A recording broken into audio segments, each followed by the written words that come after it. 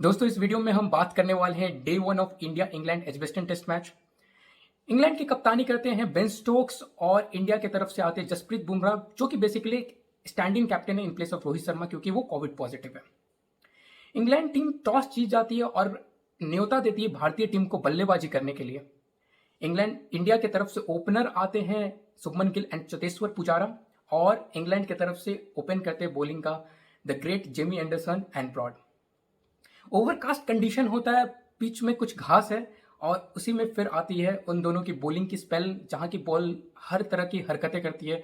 In swing होता है, out swing होता है, एंड देन उसमें शुभमन गिल एंड चतेश्वर पुजारा सर्वाइव करते जाते हैं। शुभमन गिल बैट बॉल्स को पुट आउट भी करते हैं, बाउंड्रीज के लिए मारते हैं, एंड ऐसे ही करते करते इंडिया 10+, 20+ और पहुंच जाती है 27 के स्कोर पे। 27 के स्कोर पे जैसे ही पहुंचती है, और जिमी एंडरसन का अगेन टिपिकल एक आउट स्विंग बॉल पे निक कर देते हैं शुभमन गिल एंड स्लिप में कॉट आउट हो जाते हैं।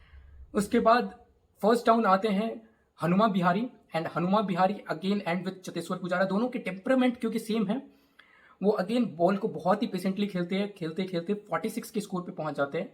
43 के स्कोर पे एक बार हनुमा बिहार का कैच भी छूटता है, एंड 46 के स्कोर पे जब पहुंचते हैं तो अगेन आते जिमी एंडरसन का एक unplayable delivery to Cheteshwar Pujara, जो कि इन स्विंग होता है और बहुत ही अनप्लेएबल डिलीवरी होता है, जिसको डिफेंड करने जाते हैं चतेश्वर पुजारा और कॉट आउट हो जाते हैं स्लिप में।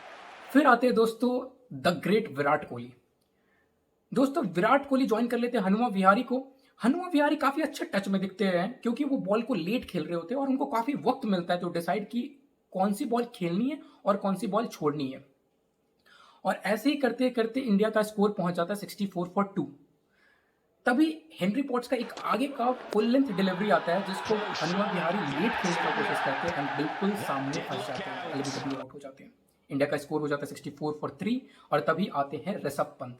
ऋषभ पंत और विराट कोहली मिलकर इंडिया का स्कोर 71 तक ही ले जा पाते हैं, जब विराट कोहली भी आउट हो जाते हैं। विराट कोहली एक confuse shot, half hearted shot खेलते हैं, जब उनको पता नहीं होता है कि फोर्थ स्टंप की हेनरी पॉट्स की बॉल को खेलना है या छोड़ना, और बॉल बिल्कुल इनसाइड एज लगकर स्टंप्स पर जाकर लग जाती है। And then comes Shreyas Iyer.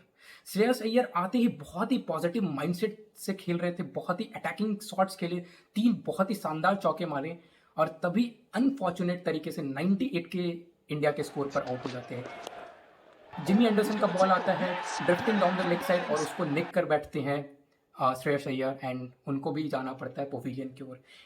दोस्तों इंडिया का स्कोर हो जाता है 98 फॉर 5, और लगता है कि कुछ आधे एक घंटे में बाकी की भी टीम पवेलियन में वापस चले जाएगी।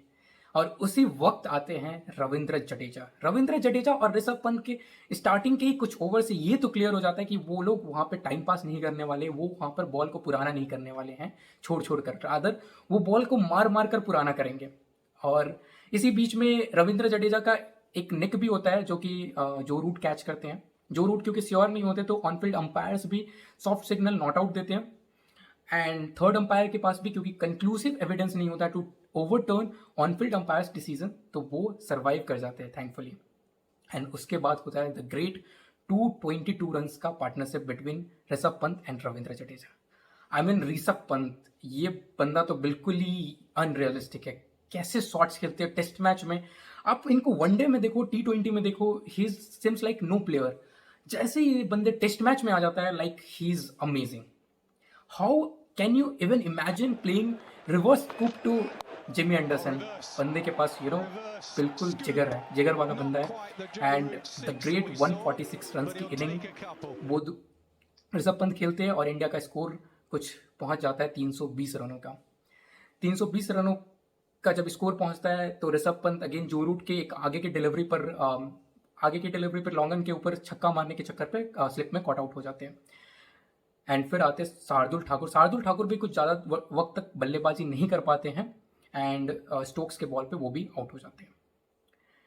रविंद्र जडेजा और समी कुछ वक्त तक क्रीज पे रहते हैं, और इंडिया का डे एंड पर स्कोर हो जाता है 338 पर 7। अब आप क्या एक्सपेक्ट कर सकते हैं D2 में क्या होगा? D2 as per the weather forecast cloudy होने वाला है इनिशियली, तो अगेन बॉल वापस स्विंग होगा, और क्योंकि नया बॉल भी शॉर्टली ड्यू है, तो आई एम नॉट एक्सपेक्टिंग कि India will be able to bat longer, क्योंकि एक तरफ टेलेंडर ऑलरेडी आ चुका है समी, तो इंडिया का और कुछ 20-30 हार्डली ऐड करके इंडिया ऑल आउट हो जाएगा एंड आई एम एक्सपेक्टिंग फिर इंग्लैंड बैट करने आ जाएगा। आई होप ये वीडियो आपको पसंद आया हो। मिलते हैं डे 2 के हाईलाइट्स के साथ। Thank you so much, bye bye, take care.